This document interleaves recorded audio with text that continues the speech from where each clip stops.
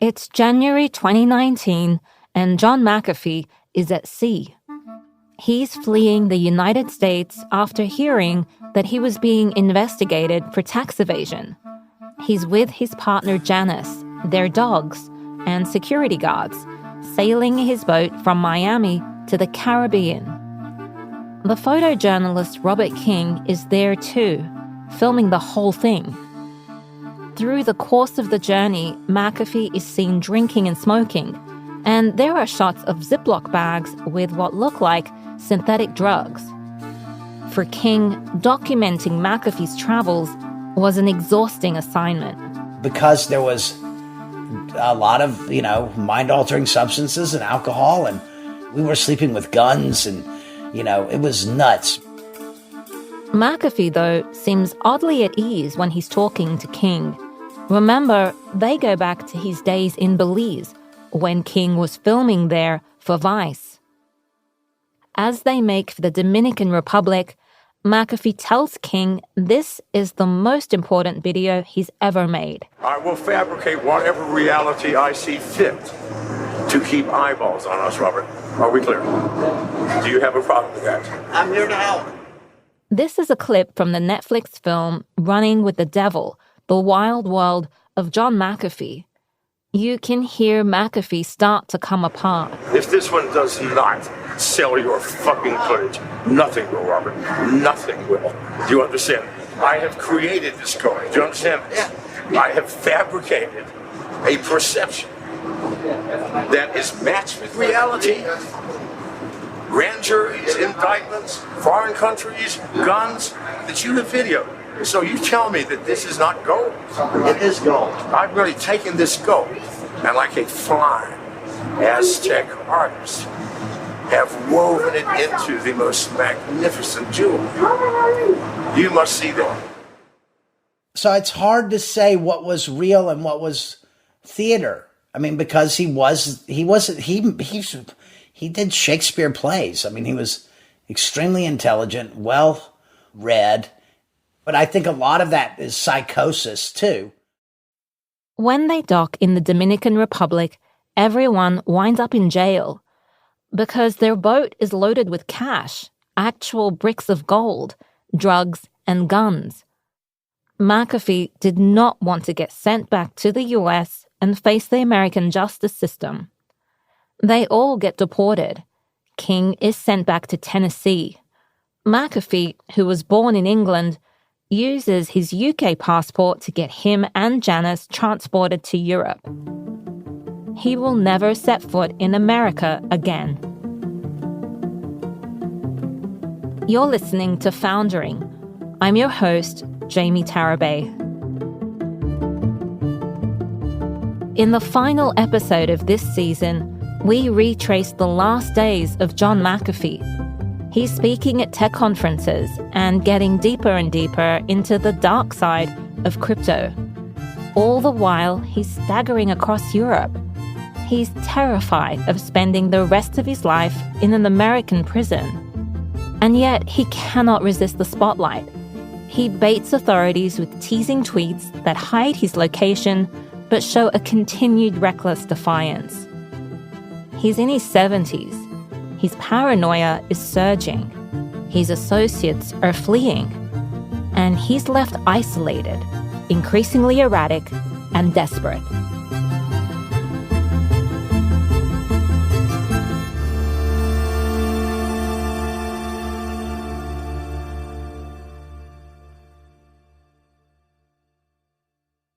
Success in business brings a sort of currency, not just money. People like McAfee, who started his own company, became a household name and helped create an industry. There's a cultural currency that comes with that too. A true cybersecurity legend. John McAfee pioneered the antivirus industry, full stop. John was a super genius. A man who really does need no introduction. Mr. John McAfee. Jobs, Gates, Bezos. We practically worship these figures. For a fleeting period in the late 1980s and 90s, McAfee belonged to this club.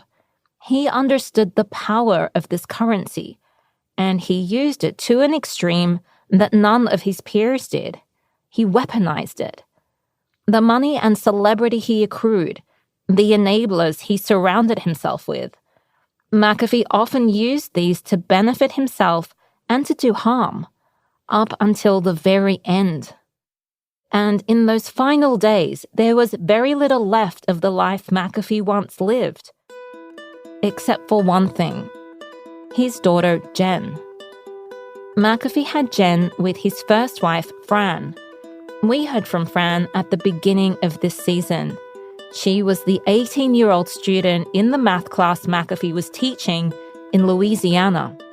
It was like living on the largest roller coaster in the world. So you had these tremendous highs, but then you bottomed out. And that was life. McAfee had a tumultuous relationship with his daughter, too. Jen has rarely spoken in public, preferring to keep as much of her life private as possible. She declined to be interviewed, but her lawyer spoke on her behalf. Jen's had a lifetime to watch her father put his foibles and idiosyncrasies on display for the world to see. But they had moments of intense love where he exhibited his devotion to her. One example we found in our reporting is that during Jen's teenage meltdowns at home with her mother, she would ask for her dad. McAfee would fly, often across the country, within 24 hours to be with her. There were other moments too. Here's Jen's lawyer, Joy Athanasiou. Jen and Joy have been friends since childhood. We had gone to visit and she was pregnant. His home in Woodland Park, Colorado was very mountainous with some cabins throughout the property, but it was a considerable hike to get to these cabins. And there was a point where she needed to slow down because if I remember correctly, she was quite pregnant at that point. And he was really, really attentive to her needs and really protective of her. But he could also be incredibly spiteful. The ups and downs in their relationship prompted him to rant to various people that children were the worst and no one should ever have them. Jen is the only known child of McAfee, although he once tweeted that he'd fathered 47 children. We learned he posted that after he and Jen had had a particularly bad phone call. McAfee had a lot of complicated relationships. He alienated a lot of people. And by 2019, it was just McAfee and his partner Janice.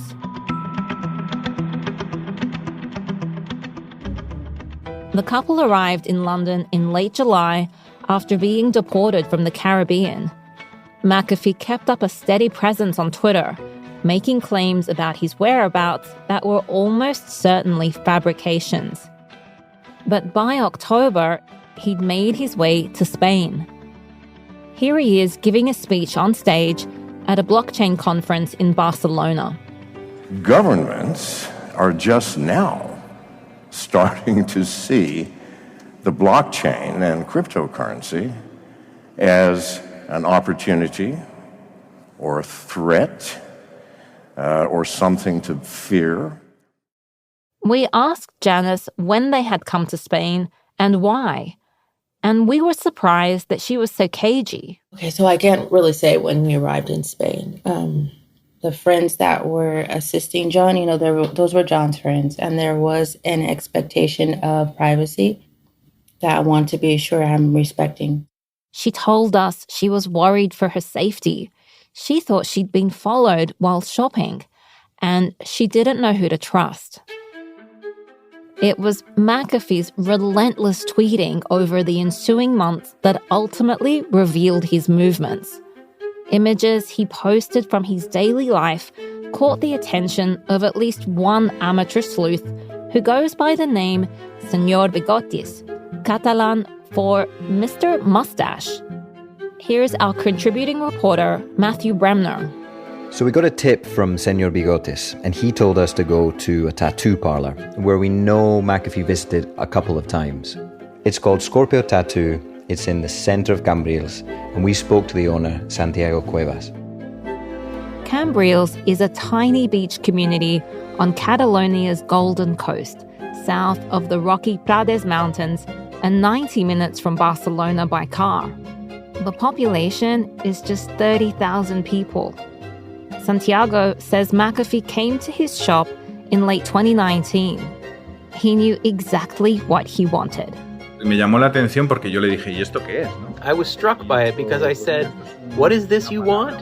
And he said, "Well, look, this is like a word, a symbol of mine to know that I am alive." Para saber de que yo estoy vivo. The tattoo that McAfee wanted was the word whacked. That tattoo became famous, a totem for McAfee's followers to brandish, alongside conspiracies that he'd been a wanted man who wouldn't go quietly.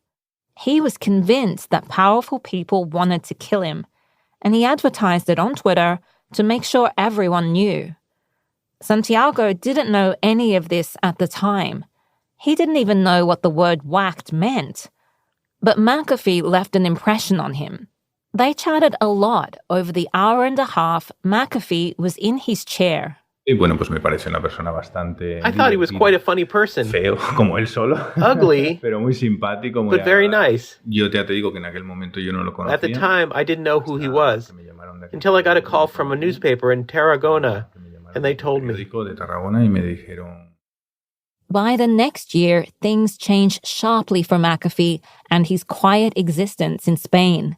2020 begins with the rapid spread of the coronavirus, sending the world into crisis. Spain is among the hardest hit in the beginning. The country is forced into an extraordinary lockdown. The Twitter sleuth, Señor Bigotes, notices that McAfee's showcasing his defiance of those restrictions in his tweets. At the beginning, he was in Tarragona, I think, and he was the few people that he was outside in the street. I thought, this guy is gonna have problems. Here's our reporter, Matthew. Spain has one of the strictest lockdowns in the world. Military on the streets, police are everywhere. And it's at this time that Señor Bigotes finds himself really tracking the whereabouts of John McAfee quite closely. Something to know about Señor Bigotes is he's just a guy who's bored online. He's locked in COVID quarantine like everyone else. And this is a way to pass the time. And in case you were wondering, Mr. Mustache does have a mustache. It was funny for me because just in the beginning, he have a picture peeing in the parking of McDonald's. If you didn't catch that, he says he finds a picture of McAfee peeing in the parking lot of a McDonald's. And this is where he starts noticing very familiar things very close to home on McAfee's Twitter feed. He published a video near the beach. I could see a park, a child park, that it's here in Cambrils. He realizes that McAfee is in his hometown. I see some pictures and I identify that he was in this national road, National 340. About a mile outside of town, just off a busy main road, is an abandoned hotel called Daurada Park. This is where Señor Bigotes believes McAfee was staying in early 2020. Matthew visited the hotel. So the roof of the main entrance there is falling down. So there's a big chunk out of it, as if someone had taken like a bite out of it. However, there is a security camera there. The hotel hasn't been operating in any official capacity since 2017. There are no tourists here, that's for sure. On those balconies, there is evidence that people are living there. So there are tables, there are plants, there are mosquito nets. In 2018, about a year after receiving its last guest, the police raided the hotel.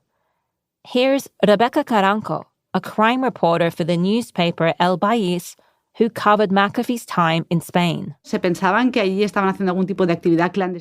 local authorities thought there was some sort of illegal activity going on there, related to a brothel or something like that.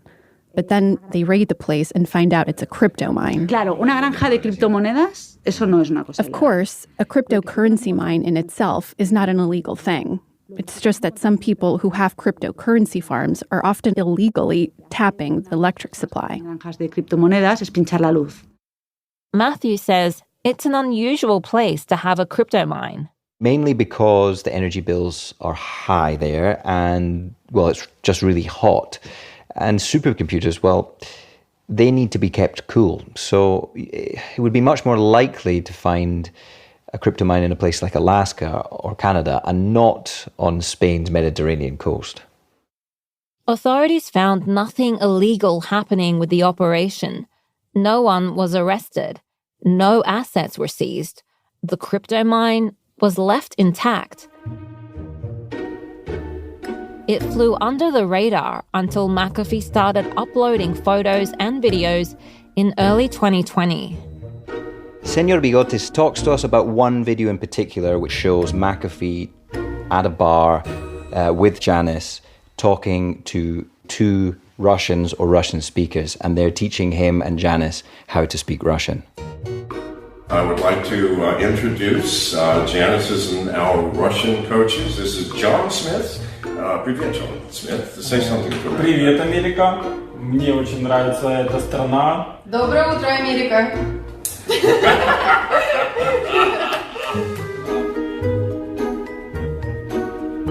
There's been a lot of speculation about this connection between McAfee and Russians in both the Spanish and international press of late.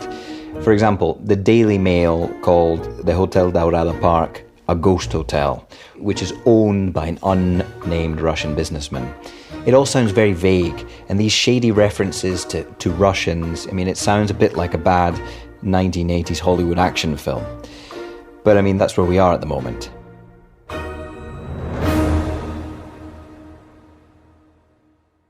No one who was close to McAfee at the time would tell us much about his associates. But Janice says their collaboration dated back to at least 2018. Janice also confirmed that she and McAfee had spent time at the Daurada Park Hotel. We weren't able to get a hold of McAfee's associates in Spain. McAfee seemed to enjoy cultivating this air of mystery around them. The idea that they were powerful people with important connections in Russia appears to have been concocted by McAfee himself.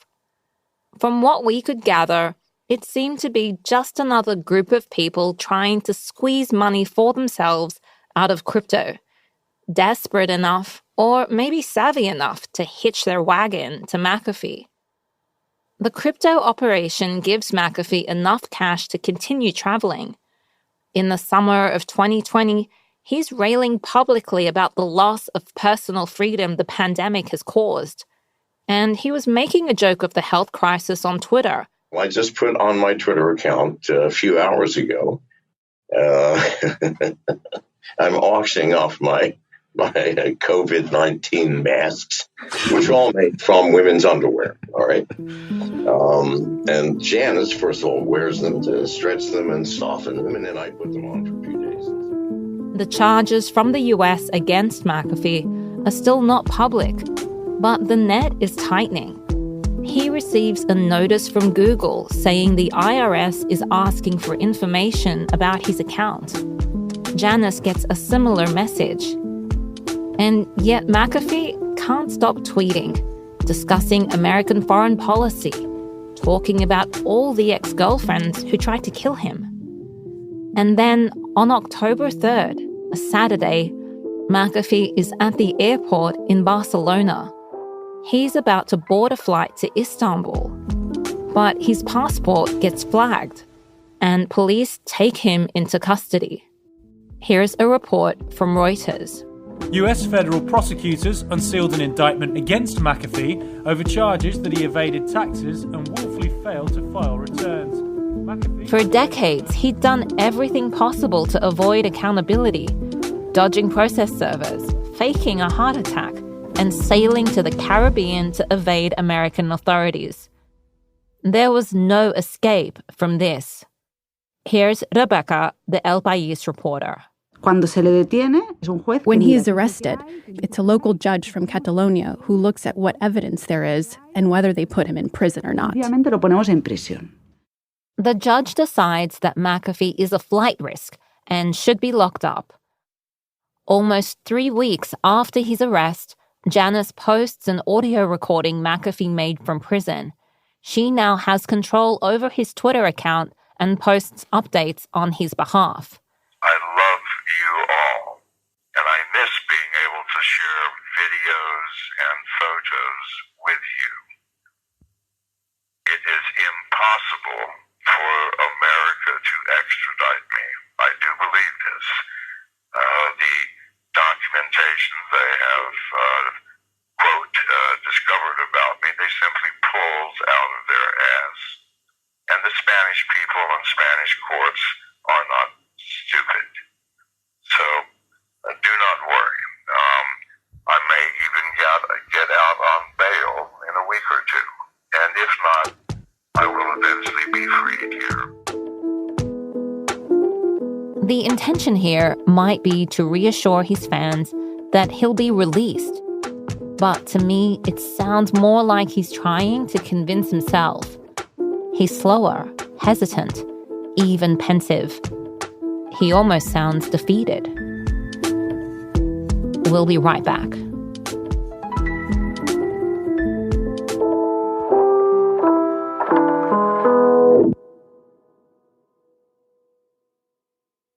John McAfee was facing a tough legal fight. Using money he apparently obtained through his crypto work, he hired several attorneys to argue his case. There was Nishay Sanin. My name is Nishay Sanin. I'm a federal criminal defense attorney in Chicago. I have an office in New York.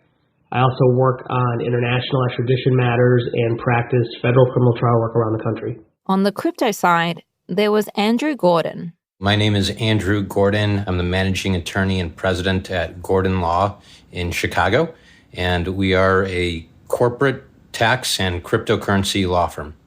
McAfee had another 2 attorneys in Spain. On various fronts, they were fighting the DOJ and SEC charges and the extradition request. Andrew spoke to McAfee regularly about the case. I asked him how McAfee sounded when they spoke. Very positive spirits, very upbeat. Now, certainly prison is no favorable place to be in, but he would always talk about how popular he was in the prison and how respected as the old man in the prison. And really, he was trying to make the best of it. McAfee would spend his last 8.5 months in Briand 2 prison. The prison is 45 minutes outside of Barcelona. It's near the town of Martorell. So Matthew went to visit the site in the spring of 2022. The prison itself is this kind of 1970s concrete monstrosity. And in the background, you can sort of see the big wire fences, which are about, 3 to 4 meters tall. And then there are these green-roofed warehouses, which I assume are the cell blocks where McAfee probably spent a lot of his time. Matthew is there with Foundering's executive producer, Sean Wen. They walk deeper inside the complex, beyond several checkpoints and the first bend in the road. But it starts to get quiet. There's no one around, only what looks like the prisoner's entrance up ahead. But then a police car pulls up. So this is interfering with the mic. The police tell Matthew and Sean to leave. Stopped by the police, kicked out a bit of adrenaline. But no, he's being really nice. They return to the main entrance. In the hallway, they meet a prison worker who says she knew McAfee. Do you remember if he had a lot of visitors? She can't tell. I can't give you this information. It's confidential. But I will only say he was a nice man to deal with. McAfee was very active on Twitter throughout his time in prison, describing the food and fellow inmates. But over time, McAfee's mood changed, And this too was reflected in his tweets. He titles a tweet, Notes from Prison, and he says, "My body is confined, my mind has always been confined by fears, longings, ambitions, escapes from boredom, a prisoner of my own desires. Circumstance moved me from one prison to the other. There's little difference." His words are revealing because, in a way, it's McAfee being honest in public for one of the first times in his life. He was struggling, mentally, emotionally, and physically. McAfee and his lawyers argue in an extradition hearing that he's old and weak with a chronic lung condition. They say even a few years in jail could be a death sentence. If I am extradited to the U.S., please translate. En caso de ser extraditado a los Estados Unidos, I will most certainly spend the rest of my life in prison. Please translate. Con toda seguridad pasaré el resto de mis días en prisión. I would ask the court to take all of these things into consideration. Thank you. McAfee's lost weight. His hair is dark and pulled back from his face. He's hunched over. We were told that when McAfee's daughter watched this video from the hearing, she said he didn't even look like himself. A week later, the Spanish court decided to grant the US government's extradition request. Janice spoke to McAfee on the morning of June 23rd. He'd just returned from court.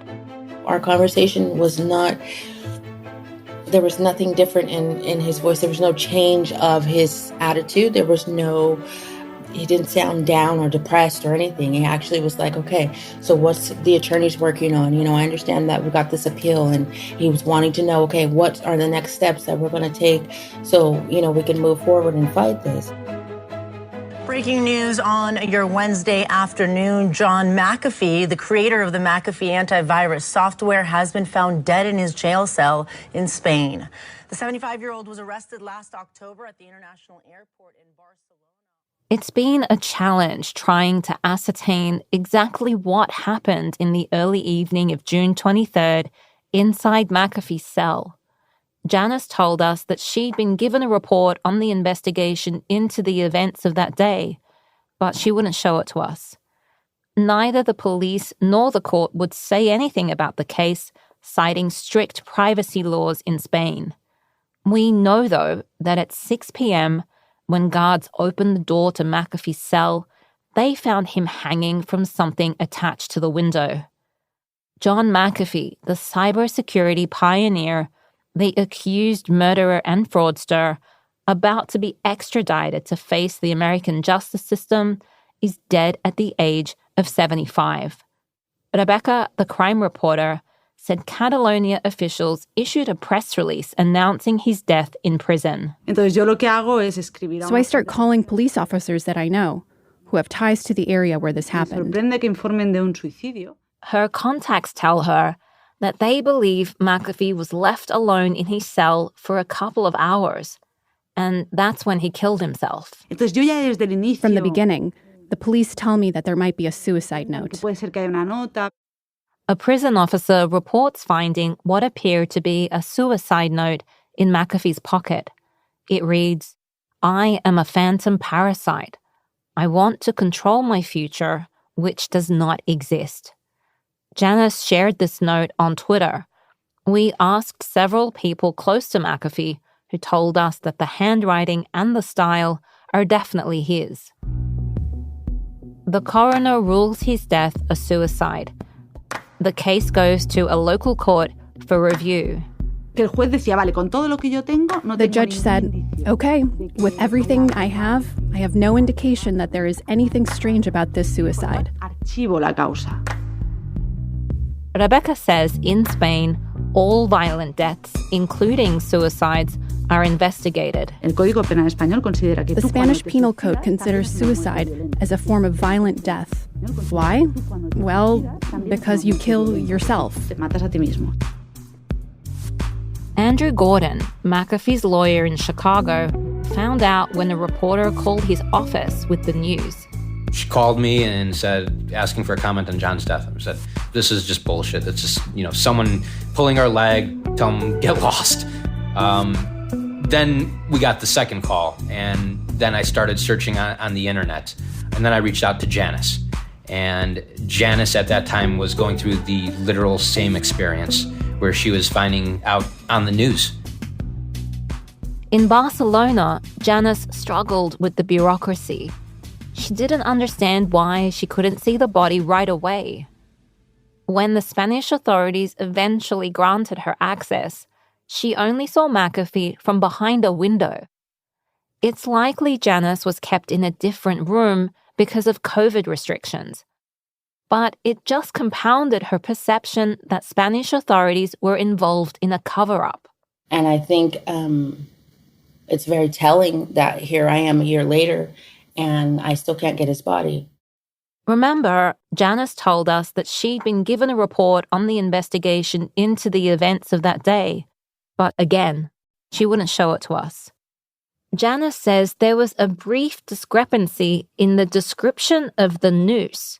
At first, the police said he used a shoestring, and then later called it a rope.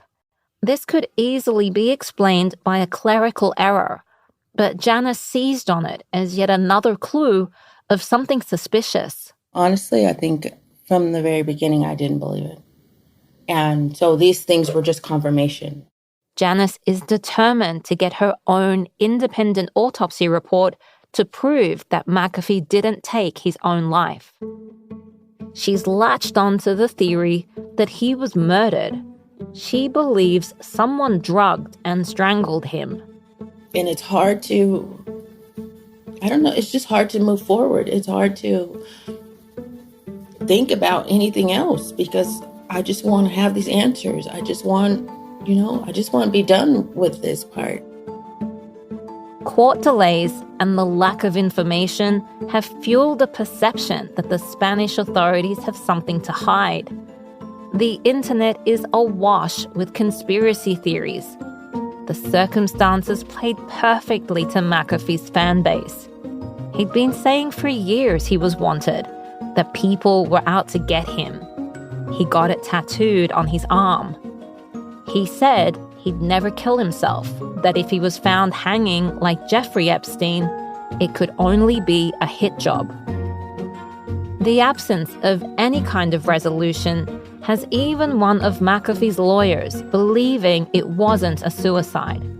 I think you blame either cover-up or stupidity. That's Nishe Sanin again. I mean, there's two extremes, and I just can't believe a government is that stupid. So it's got to be a cover-up. I mean, what else is there? What else is left? The timing of it is suspicious. The way it supposedly happened is suspicious. And for him to say it's going to happen, none of this adds up. It wasn't John's personality to do something like this. Rebecca has covered the Spanish police for years and has at times written critically of their methods. But she says a cover-up is unlikely, and that the real issue is their policy of silence on open cases. In the absence of information, she says, conspiracy theories can flourish. Look, my newspaper reacted by saying this is a story of global international interest. We have to cover it. But there was none of that interest on the part of authorities. They didn't call a press conference where they made it super clear what had happened. They weren't transparent. Now everyone is wondering what happened to him. So why is the state being so tight-lipped? Rebecca thinks it has something to do with embarrassment. And when a person who is in custody, who is in the custody of the administration, ends up committing suicide, there is negligence of some kind. You do have to do some kind of critical reflection on that. Some 6 months after his death, prosecutors in both New York and Tennessee applied to have their cases against McAfee dismissed. Meanwhile, McAfee's body remains in a morgue in Barcelona. McAfee's Spanish lawyer, Javier Villalba, says that Janice is appealing the judge's ruling of suicide to a higher court, and they're waiting to hear whether the case would be accepted. He told us in a WhatsApp message, "From our point of view, the autopsy report from the government is incomplete." This is why it's taking so long to repatriate the body, because as long as this case is open, McAfee's remains can't go anywhere. We'll be right back.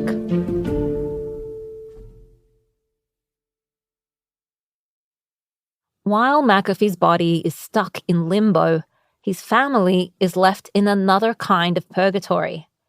Janice's legal appeals prevent the people who were close to McAfee from being able to bury him, and his money has apparently vanished. In conversations with Janice and the attorneys, we're told McAfee did not leave an estate. That's what he said to me. He didn't have a will. When whatever crypto he had, that was his crypto. So I don't know what would have happened to that, or wallets. I don't, obviously I had access to his phones, but that information wasn't there. So wherever that was, I don't know. Remember, McAfee has 2 multi-million-dollar lawsuits against him that are outstanding: the arrow-trekking wrongful death and the killing of his neighbor in Belize.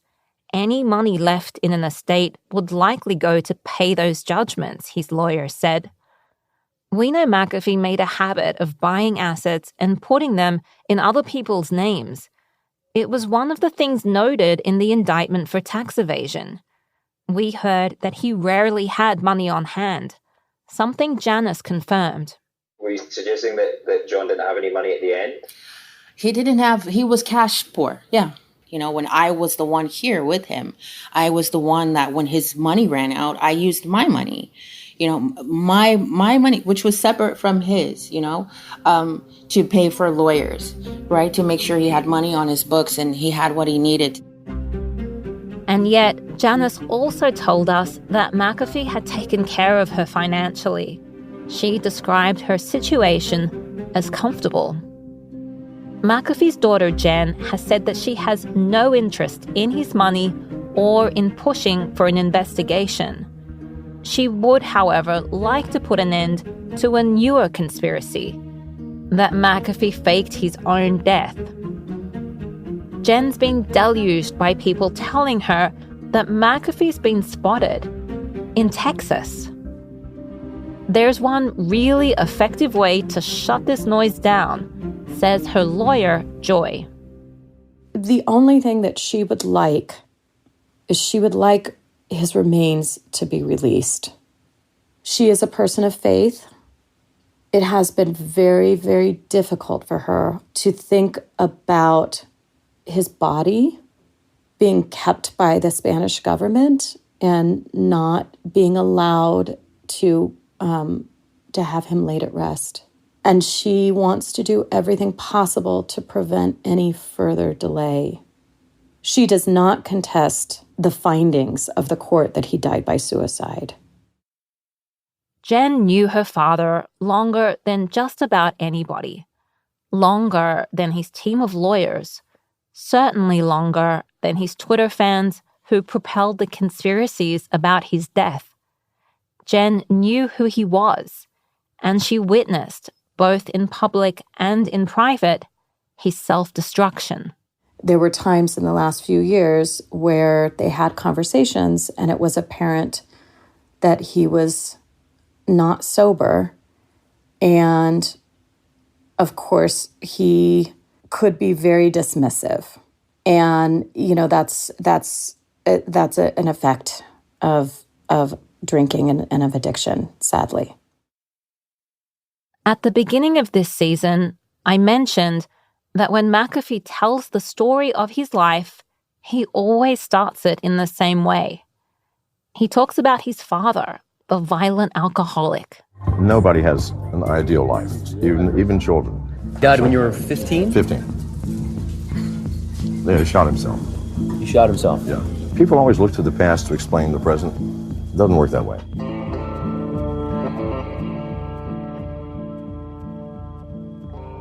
McAfee set out to defy the example his father set for him. But in the end, his drinking and substance abuse, his volatile temper, the strained relationship with his daughter all seem to point to the same destination. It also fits that a man who escaped accountability at every turn in his life was caught like others who thought they were above the law, by something as simple as not paying your taxes. And maybe the prospect of being forced to do something he'd bragged he would never do was something that his arrogance couldn't tolerate. I always wanted to know who his lifelong friends were, the people who'd stayed with him through it all. I was told he didn't have any. Most of the ones who stuck around were there because they benefited from him. I heard he would discard people when they no longer were useful to him. Nearly everyone we spoke to said they'd felt manipulated by him, conned by him, betrayed by him. That he was the ultimate hype man who could sell anyone anything.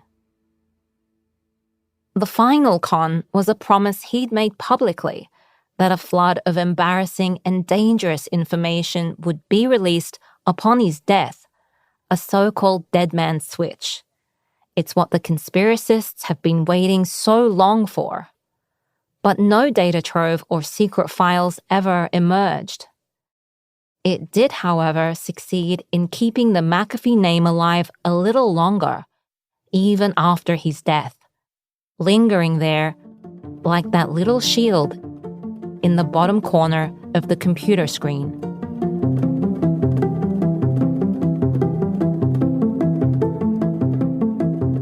This season of Foundering was hosted by me, Jamie Tarabay. Sean Wen is our executive producer. Matthew Bremner contributed reporting to this episode. Special thanks to Young Young, Gilda DiCarli, and Catherine Fink for help with production, and to Jackie Davalos, Nick Turner, and Lucy Papachristou. Molly Nugent is our associate producer.